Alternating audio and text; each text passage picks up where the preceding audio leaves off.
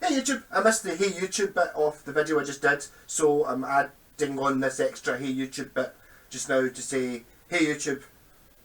This time I've got the camera sitting there balanced on a piece of wood, pointing at the pedals, so you can see what pedals I point on, I suppose. So today, SAKAI, I am sure there's a joke in there. Something to do with Santa, maybe? Is that pure? Does he, you know, does he keep it in?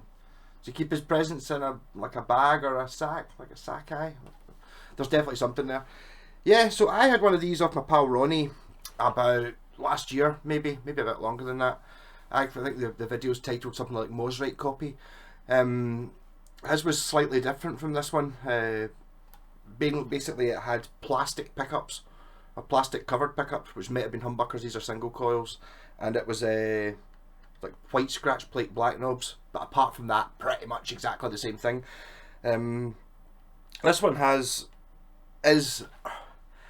I normally don't go for this type of guitar. I think, you know, it's like you get I'm mad into the Japanese vintage guitars, more, the ones that are on my wall behind me, sort of more 80s, very late 70s, early 80s are just, as far as I'm concerned, the pinnacle of guitar making. These sort of things, although it is made in Japan, is kind of not really the same sort of idea. This isn't really going to compete with like a Fender Strat or a Gibson Les Paul. Not that it's really meant to. So, and I'm surprised at how good this one is actually. This is much better than the one Ronnie had. Maybe just less knackered or something.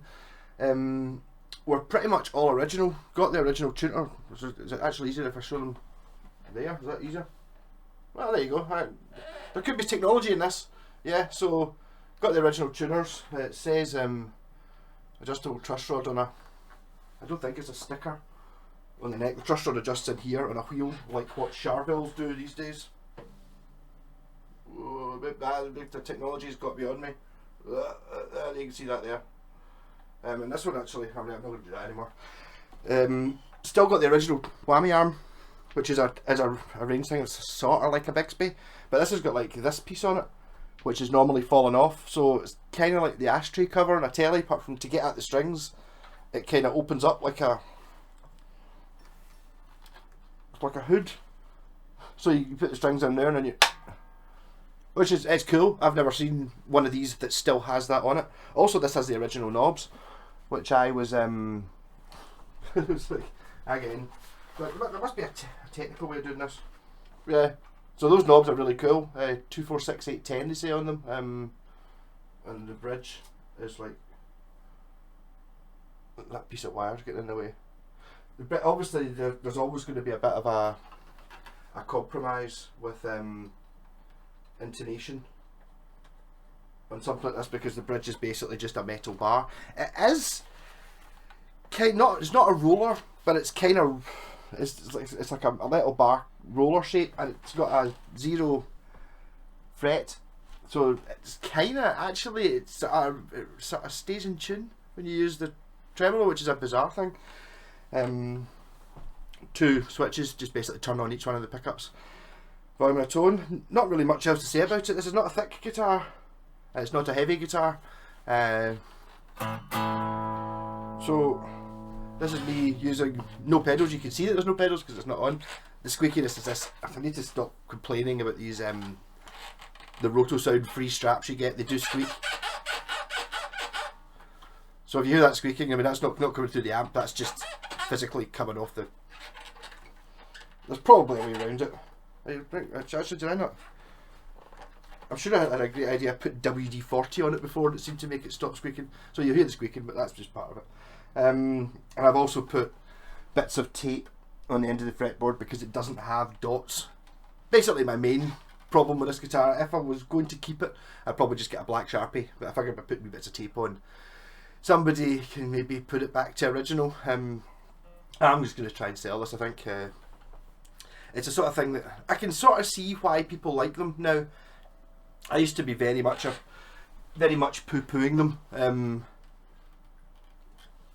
You know, basically all guitars of this sort of shape. It's sort of I've seen them lots of different brands on them. I have no idea what this one was branded, if it was ever branded. There appears to be a sort of bit there that looks like it may have had a sticker at some point, but I don't know. That's not where you would put a badge. Apart from that, there doesn't seem to be any indication that it ever had a brand on it. But as I said, if you look them up on, it's called a Cameo Deluxe. According to, I looked up Reverb, and there was a guy selling one.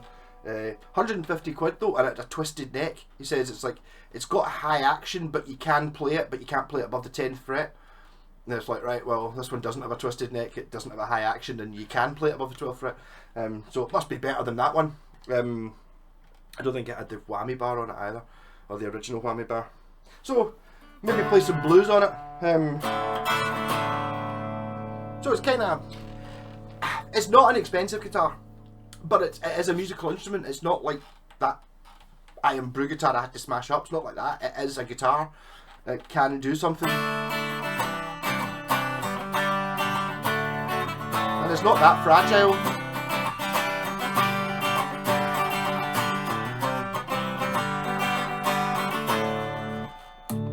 Neck pickup. That's alright.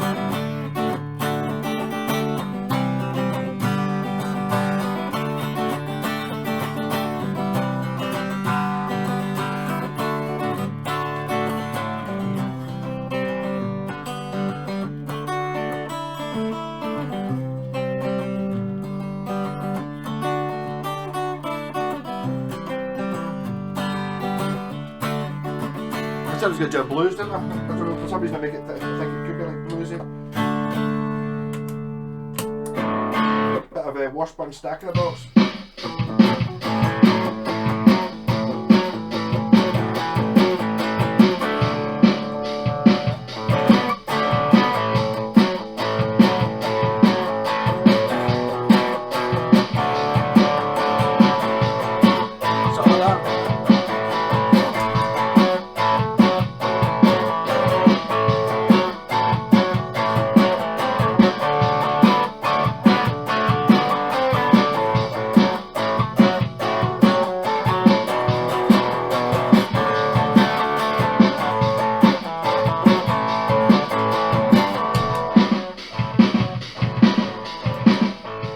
Yeah, so that's a classic example of that's not worked, has it? I've missed it. What's going to happen at the end of it? I'm just going to do it again. Yeah, at least you can now see what the foot dancing's on there. Maybe do it a bit more of a slow motion. 2,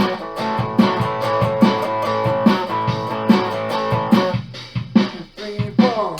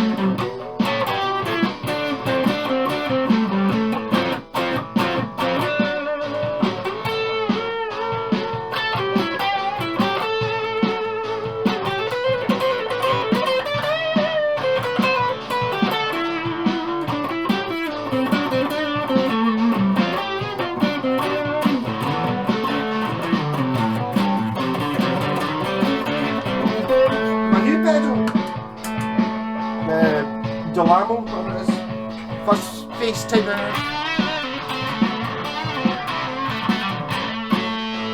Let's back up.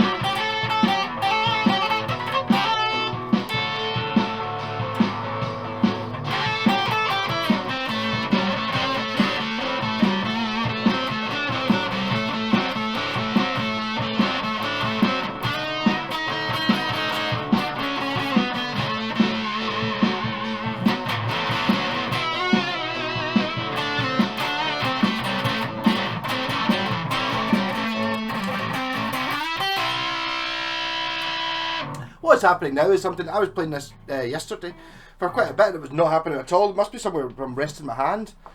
This is pulling it. I'm not doing it now, but the string was pulling off the top of the bridge, which is pretty annoying there. But I'm liking it. I feel I might put a little bit more oomph on that. Yeah.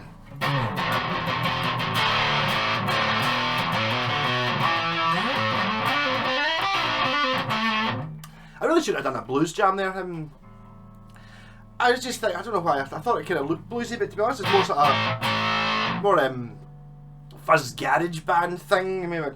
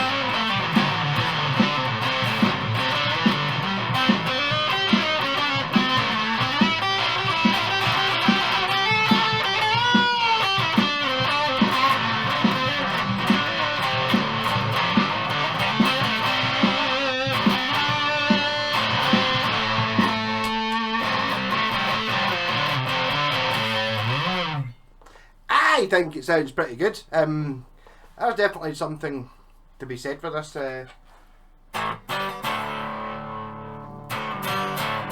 volume doesn't go all the way down. That's not very good, is it? That's when you turn the pickups off. If you really want to. That's a new volume control I put in it as well. That was new straight out the packet, new as well. Maybe it's just because the fuzz pedals are too powerful. Yeah, it does seem to sort of turn it off. Yeah, so yeah, you seen these called top 20s. I also seen them called Tesco's, but I think Tesco's are a bit more expensive. I think these are sort of cheaper versions of Tesco's, very similar styling wise. So it's kind of like an upside down Strat. Maybe it looks a bit like a Strat. Yeah. Plywood body. I keep thinking there's a notch in the neck, and it's not. It's just this bit of tape I've put on so I can see the edge of it. As you can see, it's even after I've played so many guitars that can't hold tuning with, never mind a Bigsby, with a Strat trem or a Floyd Rose, and this one seems to work quite well.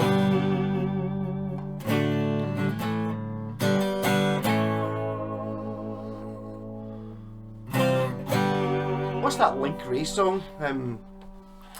There's a great video of a great film everyone should watch, whether you like the people in it or not. It Might Get Loud, and it's Jack White, Jimmy Page, and The Edge from U2 just talking about guitars. And there's a bit where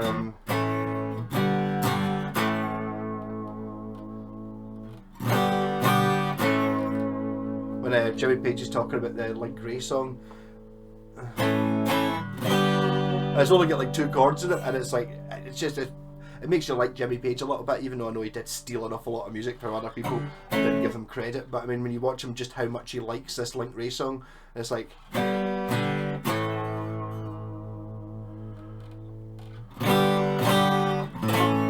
it's pure late and stuff like that. This kind of guitar would totally do that fine. But it does do sort of, you get it clean.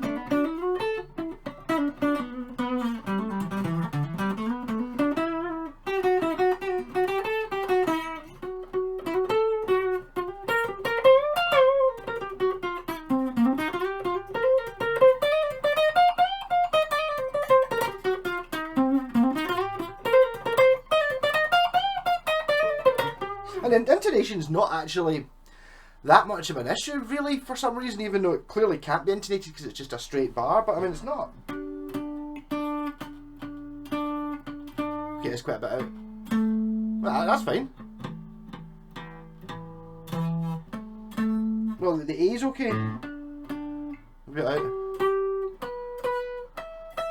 I think it's alright as long as you don't play the A string up there. Even then, if you just bend it, it sounds like vibrato anyway.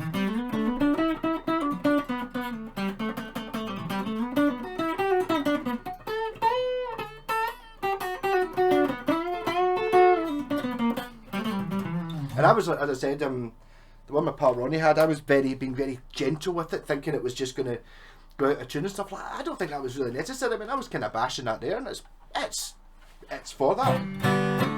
I can see a situation when you're recording when you want a sort of, I don't want to say crappy sound, but you know what I mean? Like a sort of broken guitar. I can see this being a pure amazing solo, especially if you're doing like a sort of garage bandy thing. I can totally see how this kind of guitar will give you that sound, you know, as I said, stuck through like a fuzz face with some ridiculousness. I can totally see this being usable. So here we go, 1968, did I say that? As what the advert on Reverb for the Cameo Deluxe, which looks like this one. It's also available with a hardtail and one pickup. I've not, and as I said, my pal one had black plastic covered pickups, but they didn't have the pole pieces in the middle. They were at one side, so they could have been humbuckers. This is not. Little lesson I learnt with this one: neck pickup wasn't working. When you turned it on, it was basically like touching the output jack of the it sounded like worse than that, but you know what I mean. It was kind of doing that. I was thinking, but there's definitely something coming out the pickup, and then I kept measuring, it kept coming out at like 5.5K. I was like, it's working, and then I had the whole pickup to bits, right down to its component parts, thinking that there's some way the wires have crossed, and then this is late at night, not last night, the night before, and I thought, right, when I've been doing something for a certain amount of time, you start getting a bit lost, just stop, put it through in another room, and then come back to it the next day. And then about 10 minutes after I put it through, I started thinking, bet it's a switch. And basically what was wrong with the switch was there was no earth connected. The pickup, the switch was not earthed at all, so the pickup was basically just going into the circuit without an earth on it, so it was just like having an aerial plugged straight into the socket. That was why it was making all that buzzing noises. And so the pickup was working, even though I had it. So I had it to bits to see what it was looking like anyway. It's basically quite a flat single coil with a bar magnet up either side. And as I said, one of the people I put this on the Japanese vintage guitar fan club, and one of the people commented, like, the pickups are 1/4 of an inch thick and they sound like it. I think the pickups sound pretty good. I don't I kind of consider the age old problem of having on-off switches. Sometimes you just turn the guitar off when you've got both the switches off. But I mean, I think they've got a certain charm to them. I can see why they used the neck when they made the one pickup one. It's the neck pickup you get. The neck pickup sound much better.